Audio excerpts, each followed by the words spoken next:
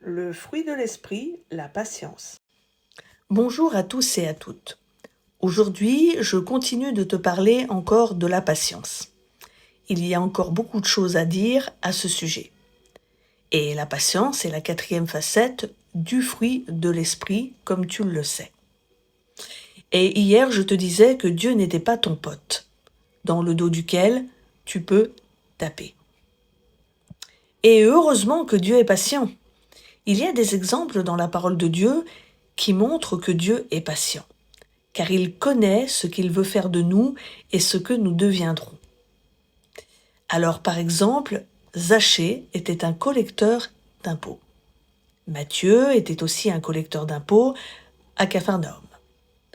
Paul, il était un pharisien et persécutait, entre autres, les chrétiens, etc.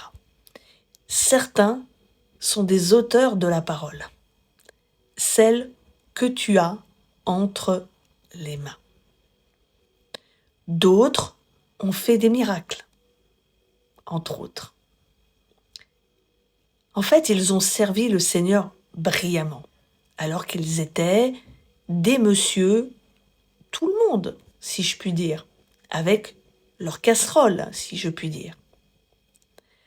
Paul a été rencontré par Jésus sur le chemin de Damas, alors qu'il était un rebelle. C'est vrai que la patience de Dieu contraste avec notre patience à nous. Nous avons tendance à être impatients, à faire des choses rapidement, à nous agiter, à nous mettre en colère, etc.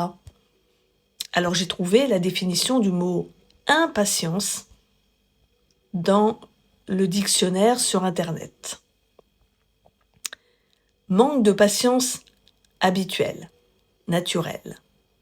Incapacité de se contraindre pour supporter, attendre quelque chose ou quelqu'un. Donc voici la définition de l'impatience. Alors je suppose que tu voudrais savoir la suite, mais il te faudra patienter jusqu'à la semaine prochaine pour la suite de cette capsule vidéo. À la semaine prochaine! N'hésite pas à écrire et t'abonner.